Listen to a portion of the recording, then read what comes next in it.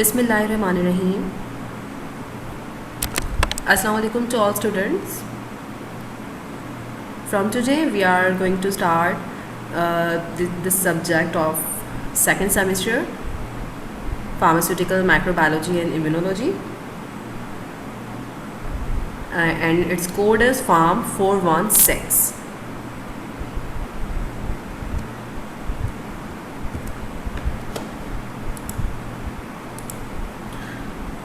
In this semester, in this subject, major topics to be covered are industrial microbiology, immunology, factory and hospital hygiene, and introduction to diseases. These are major topics to be covered. In industrial microbiology, different topics will be covered, that is sterilization, disinfection, fermentation, pharmaceutical products produced by fermentation, जिसमें हम antibiotics जो है उनके हवाले से सारी detail जो study होगी वो भी इसी टॉपिक में जो है वो हम करेंगे. उसके अलावा स्टेरिलाइजेशन है, डिसइंफेक्शन है, फर्मेंटेशन है, वो सारा इस टॉपिक में कवर होगा. सेकंड, इम्यूनोलॉजी, जिसमें हमें जो डिस्कस करना होगा इम्यूनिटी के हवाले से जो है वो सारी डिटेल स्टडी होगी इस टॉपिक में. और उसके अलावा हाइपर सेंसिटिविटी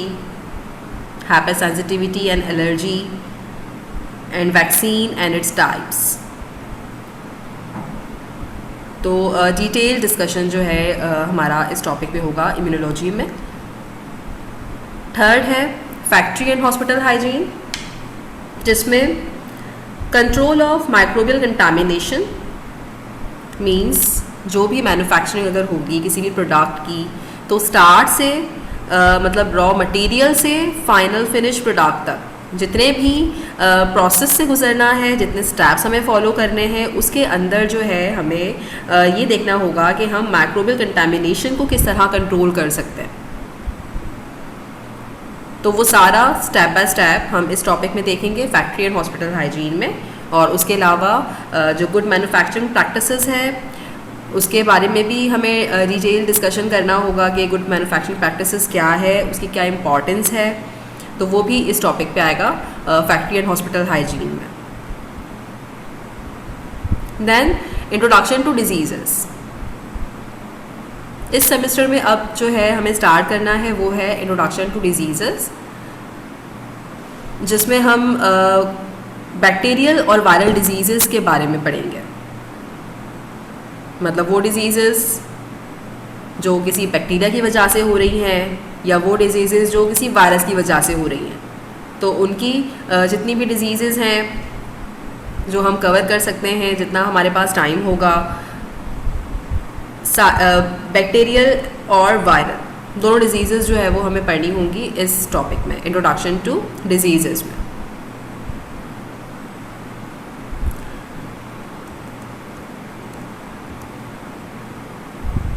पहला टॉपिक स्टार्ट करते हैं इंडस्ट्रियल माइक्रोबायोलॉजी का. जैसे मैंने आपको पहले ही बताया कि इंडस्ट्रियल माइक्रोबायोलॉजी में हमें जो हमारा फोकस है वो है स्टेरिलाइजेशन, डिसइंफेक्शन, फर्मेंटेशन या pharmaceutical products produced by fermentation, जिसमें हमारी एंटीबायोटिक्स जो है हम कवर करेंगे इसमें. तो ये सारा इस इंडस्ट्रियल माइक्रोबायोलॉजी का पार्ट है. तो यही टॉपिक जो है वो आज हम स्टार्ट करते हैं.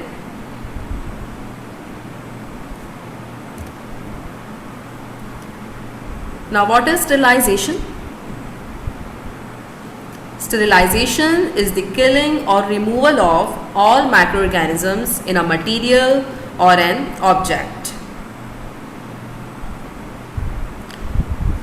Sterilization का मतलब ये है कि आपने जो है completely किल कर दिया हो या रिमूव कर दिया हो माइक्रो ऑर्गेनिजम्स को किसी मटेरियल में या किसी ऑब्जेक्ट से. तो अगर आप माइक्रो ऑर्गेनिजम्स को किल कर रहे हैं या रिमूव कर रहे हैं किसी भी मटेरियल या ऑब्जेक्ट से, तो उस प्रोसेस को हम कहते हैं स्टेरिलाइजेशन।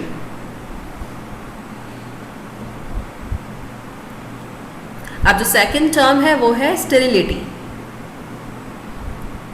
अगर स्टेरिलिटी की बात की जाए तो it means that there are no living organism in a material. अगर हम कहें कि कोई भी लिविंग ऑर्गेनिज्म जो है वो प्रेजेंट नहीं है किसी मटेरियल में, तो मीन्स कि वहाँ पे आपने स्टेरिलिटी जो है वो अचीव कर ली।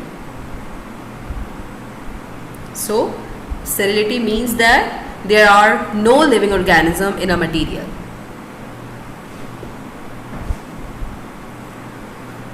When properly carried out, sterilization procedures ensure that even highly resistant bacterial endospores and fungal spores are killed. अब यहाँ पे जो स्टेरिलाइजेशन के टॉपिक में हमें उसके मेथड्स भी देखने होंगे। आगे चल के हम मेथड्स देखेंगे, स्टडी करेंगे उनके हवाले से। डिफरेंट मेथड्स होते हैं, मतलब ज़रूरी नहीं है कि हर ऑब्जेक्ट के लिए या हर मटेरियल के लिए जो है वो हमें कोई एक ही मेथड जो है वो फॉलो करना हो। वो डिपेंड करता है मटेरियल पे कि मटेरियल किस नेचर का है और उसकी रिक्वायरमेंट क्या है। तो यहाँ पे जो स्टेरिलाइजेशन प्रोसीजर्स की जो बात हो रही है वो यही है कि आपने ये देखना है कि सुटेबल मेथड कौन सा आप यूज़ कर सकते हो किसी भी मटेरियल या ऑब्जेक्ट को स्टेरिलाइज करने के लिए। तो अगर आप उसके अकॉर्डिंग स्टेरिलाइजेशन प्रोसीजर फॉलो कर रहे हैं तो इससे ये होगा कि जो हाईली रेजिस्टेंट एंडोस्पोर्स होंगे, चाहे वो बैक्टीरियल हो या फंगल हो, तो वो भी किल हो जाएंगे अगर आपने वही प्रोसीजर फॉलो किया जो उसकी रिक्वायरमेंट है या जो सूटेबल है।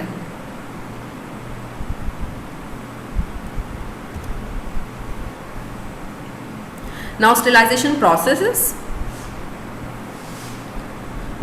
Sterilization processes involve the application of a biocidal agent or physical microbial removal process to a product or preparation with the object of killing or removing all microorganisms. अब यहाँ पे जो methods हैं या जो process sterilization के follow किए जाते हैं वो फिज़िकल मेथड भी होता है, मतलब आप फिज़िकली रिमूव कर रहे हो माइक्रो ऑर्गेनिज्म, मतलब फिज़िकली आपने जो है वो मेथड जो है वो आपने दिया है माइक्रो ऑर्गेनिजम्स को रिमूव करने के लिए, या आपने कोई बायोसाइडल एजेंट यूज़ किया हो उसकी किलिंग के लिए, या इन अदर वर्ड्स कोई केमिकल यूज़ किया हो। तो केमिकल मेथड और physical method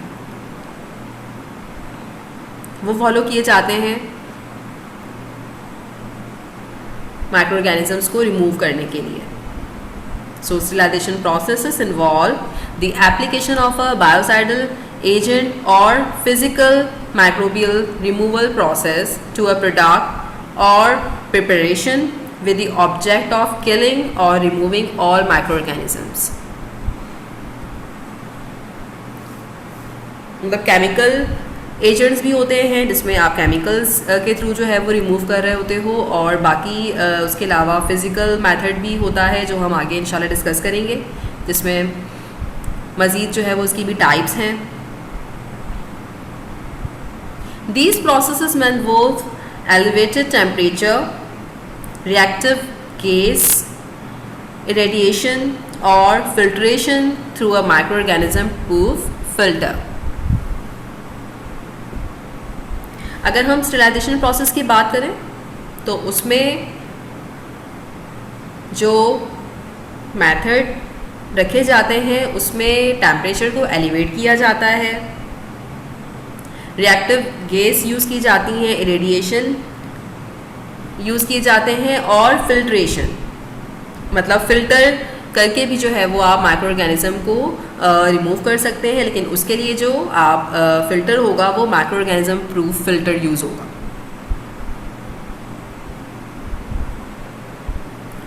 The success of the process depends upon a suitable choice of treatment condition. Example temperature and duration of exposure. सबसे पहले तो जैसे मैंने आपको बताया कि डिफरेंट मेथड्स होते हैं डिफरेंट मटेरियल्स के लिए या ऑब्जेक्ट्स के लिए जो आप जिसको स्टेलाइज करना है। तो ये कंडीशन तो पहले ही मैंने आपको बताई है। उसके अलावा अगर आपने टेम्परेचर आप यूज़ कर रहे हो तो उसके लिए ज़रूरी ये है कि आपने टेम्परेचर कितना दिया और ड्यूरेशन कितना रखा। तो इस पॉइंट का मतलब यही है the success of process depends upon a suitable choice of treatment condition. Example temperature and duration of exposure. Means आपने टेम्परेचर तो मैंने आपको लैब में ही बताया था, बल्कि हमने जब ऑटोक्लेव की बात की थी तो उसमें मैंने आपको कंडीशंस बताई थी कि आपने कितना टेम्परेचर रखना है, कितना प्रेशर रखना है और कितना ड्यूरेशन देना है। अगर आप ये सारी कंडीशंस जो हैं वो रखेंगे तभी एक सक्सेसफुल स्टेलाइजेशन प्रोसीजर जो है वो आप फॉलो कर सकते हैं। या सक्सेस जो है वो इसी में ही है कि आपने उसको प्रॉपर टेम्परेचर दिया और प्रॉपर ड्यूरेशन रखा।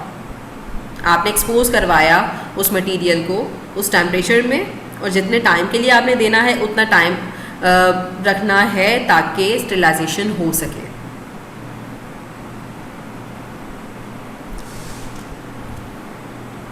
It must be remembered, however, that with all articles to be sterilized, there is a potential risk of product damage, which for a pharmaceutical preparation may result in reduced therapeutic efficacy, stability or patient acceptability। अगर आपने किसी भी article को अगर कोई आप sterilise कर रहे हो, कोई ऑब्जेक्ट है, कोई मटेरियल है, आपने उसके अकॉर्डिंग स्टेलाइजेशन प्रोसीजर को जो है वो फॉलो करना है, क्योंकि पोटेंशियल रिस्क होते हैं प्रोडक्ट डैमेज के लिए। अगर कोई प्रोडक्ट उस स्टेलाइजेशन प्रोसेस से जो आपने दिया उससे अगर वो प्रोडक्ट डैमेज हो रही है तो इसका इम्पैक्ट जो है आपकी प्रोडक्ट की एफिकेसी पे आएगा और उसकी स्टेबिलिटी में भी आएगा। और जाहिर सी बात है अगर प्रोडक्ट डैमेज है तो उसकी अपीयरेंस से ही जो है पेशेंट की एक्सेप्टेबिलिटी भी जो है वो कंप्रोमाइज़ होगी। तो इसीलिए इस बात को जहन में बिल्कुल क्लियर होनी चाहिए कि आपने कौन सा मेथड जो है वो देना है ताकि एक जो आप प्रोसीजर फॉलो कर रहे हैं वो सक्सेसफुल रहे। ऐसा ना हो कि वो प्रोडक्ट डैमेज हो जाए और इसकी वजह से उसकी स्टेबिलिटी या एफिकेसी पे ही जो है वो फ़र्क पड़े।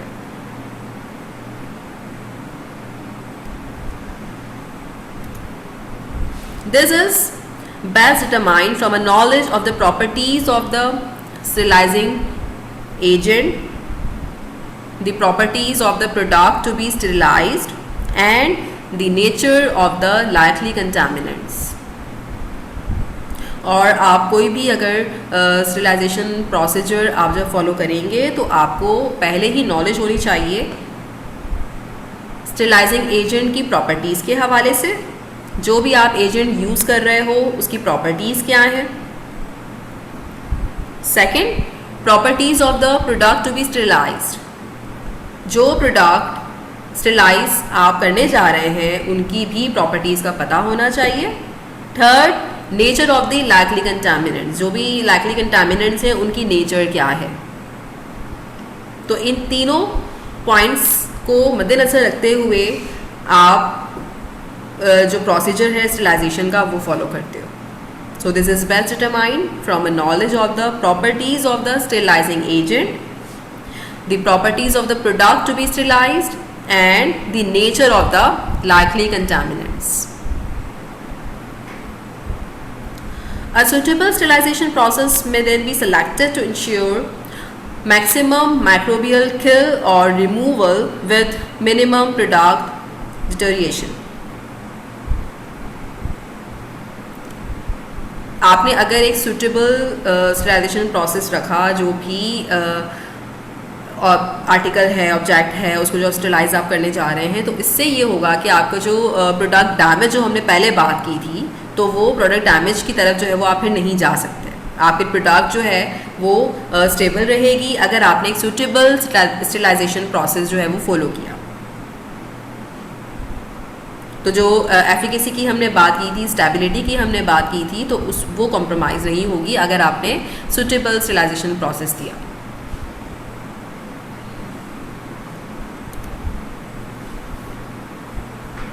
जैसे मैंने आपको पहले बताया, फिजिकल एंटीमाइक्रोबियल एजेंट्स हैं और केमिकल एंटीमाइक्रोबियल एजेंट्स हैं। तो फिजिकल एंटीमाइक्रोबियल एजेंट्स की बात की जाए तो physical agents that destroy microorganism are still used in food preservation and preparation.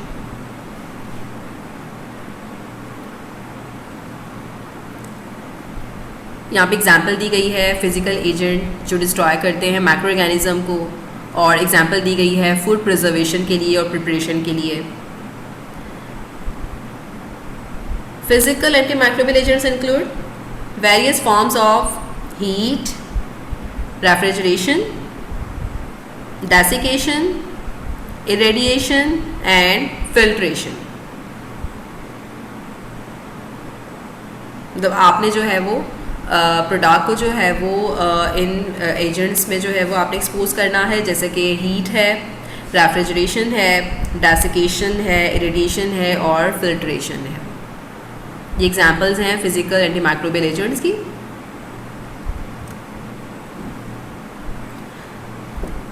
अगर हीट किलिंग की बात की जाए,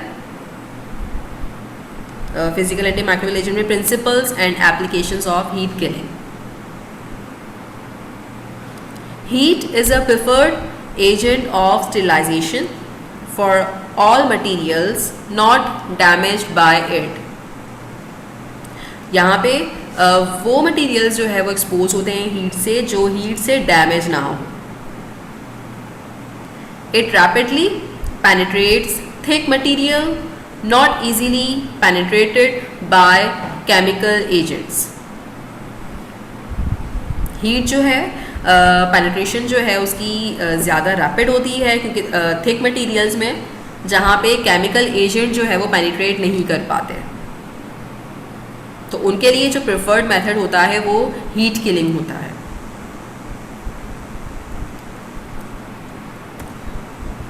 अब हीट किलिंग में एक ड्राई हीट है और second moist heat.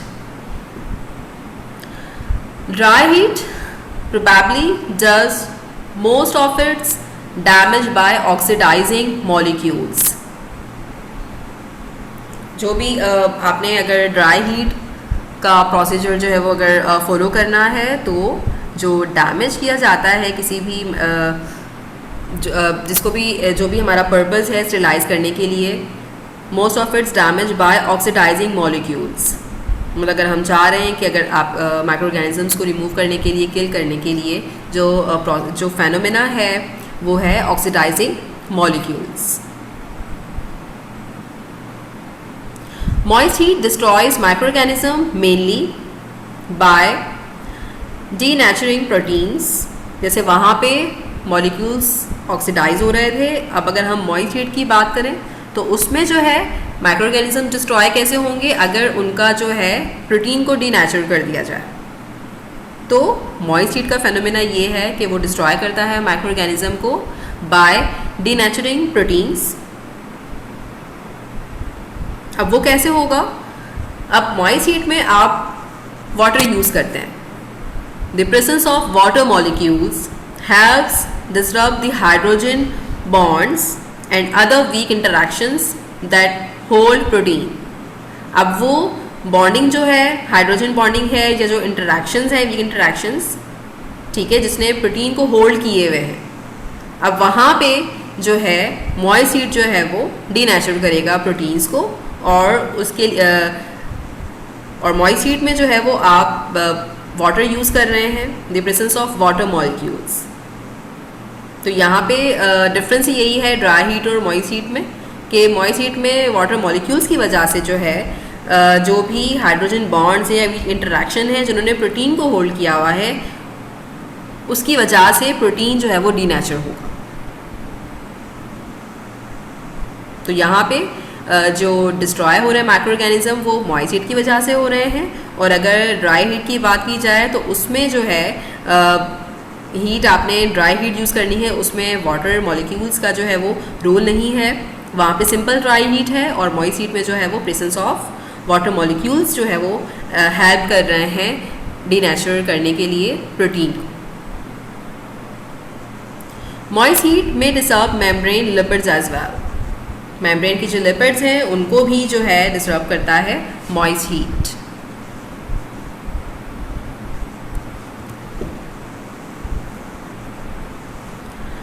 Heat also inactivates many viruses, but those that can infect even after their protein coats are denatured require extreme heat treatment. ये तो पहले बात हो गई कि हीट की वजह से जो है वो माइक्रो ऑर्गेनिजम्स को जो है वो रिमूव किया जाता है, जिसमें यहाँ पे वायरस की भी बात हो रही है कि वायरस भी जो है वो हीट से इनएक्टिवेट होते हैं। लेकिन आपने अगर हीट प्रोवाइड की है तो इसका मतलब ये हरगिज़ नहीं है कि उसके बाद जो है वो इन्फेक्ट नहीं कर सकता। अगर प्रोटीन कोड जो है वो डीनेचर हो भी गए, उसके बाद भी चांसेस होते हैं कि वो इन्फेक्ट कर सके या आपका जो पर्पस है स्टेरिलाइजेशन का वो पूरा नहीं हो सकता, क्योंकि स्टेरिलिटी जो है वो अचीव नहीं होगी। तो उस सूरत में हमें एक्सट्रीम हीट ट्रीटमेंट करना होता है, such as steam under pressure, that will disturb nucleic acids. तो आपने जो है वो एक्सट्रीम हीट ट्रीटमेंट देना होगा, such as steam under pressure, जिसकी वजह से न्यूक्लिक एसिड जो है वो डिस्टर्ब किए जाएंगे। अब ये जो मेथड्स हैं ड्राई हीट, मॉइस्ट हीट, उसको मज़ीद डिटेल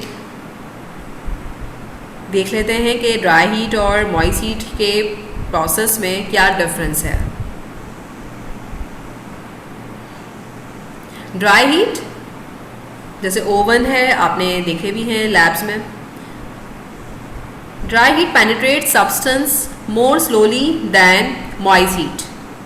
से मॉइस्ट है वहाँ पे स्टीम जो है यूज़ किया जाता है स्टेरिलाइजेशन के लिए,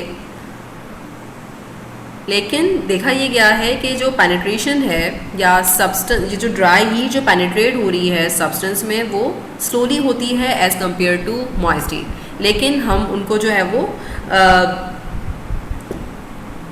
डिनाई नहीं कर सकते इस प्रोसेस को, क्योंकि मैंने आपको पहले ही बताया कि हर मटेरियल की अलग अलग रिक्वायरमेंट्स होती हैं स्टेरिलाइजेशन के लिए। कुछ ऑब्जेक्ट्स या कुछ मटेरियल्स ऐसे होते हैं जिसमें आप मॉइस्ट हीट से नहीं आप उनको गुजार सकते या एक्सपोज कर सकते, क्योंकि प्रोडक्ट डैमेज होने के चांसेस होते हैं। तो इसीलिए ड्राई हीट की एक अलग इम्पॉर्टेंस है। It is usually used to sterilize metal objects and glassware. यहाँ पे ड्राई हीट की इम्पॉर्टेंस बताई गई है कि जो भी मेटल ऑब्जेक्ट्स हैं या ग्लासवेयर्स हैं उनके लिए ड्राई हीट मेथड यूज़ किया जाता है स्टेरिलाइजेशन के लिए, and is the only suitable means of sterilizing oils and powders. अगर हमें ऑयल्स हैं, पाउडर्स हैं, उनको अगर हमें स्टेरिलाइज करना है तो वहाँ पे ड्राई हीट यूज़ की जाती है स्टेरिलाइजेशन के लिए।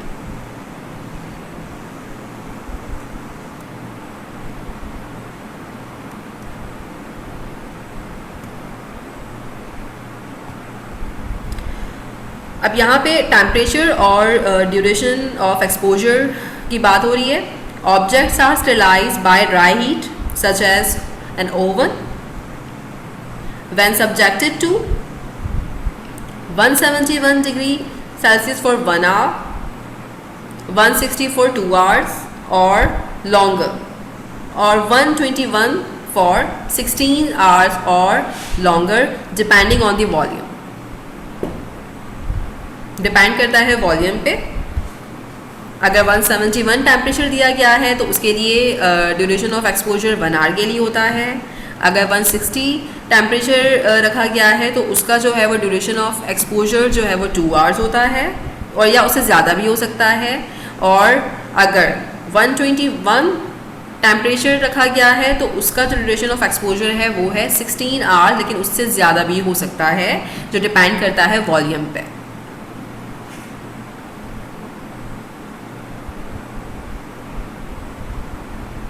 जैसे कि टेम्परेचर अगर ज़्यादा है तो ड्यूरेशन ऑफ एक्सपोजर कम है, लेकिन अगर टेम्परेचर कम हो रहा है तो ड्यूरेशन जो है वो बढ़ रहा है। An open flame is a form of dry heat used to sterilize inoculating lobes and the mouths of culture tubes by incineration and to dry the inside of peppers. ये प्रैक्टिस आपकी lab में भी रही है कि जब भी आप, जैसे आपने वायर लूप स्टरलाइज किए हैं जब आपने स्टेनिंग की थी लैब में, तो वहाँ पे आपने ओपन फ्लेम में उसको रखा था, ओपन फ्लेम से आपने एक्सपोज करवाया था। तो ये भी एक ड्राई हीट की ही फॉर्म है जिसमें आप इनोकुलेटिंग लूप्स को जो है स्टरलाइज करते हैं, और जो कल्चर ट्यूब्स के माउथ हैं उनको भी आप जो है वो ओपन फ्लेम से गुजार रहे होते हैं। And to dry the inside of papers, papers को भी ड्राई करने के लिए जो है ओपन फ्लेम जो है वो यूज़ किया जाता है लैब में, और ये भी एक फॉर्म है ड्राई हीट की।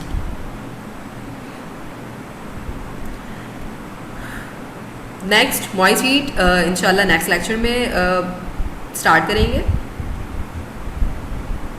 अल्लाह हाफ़िज़।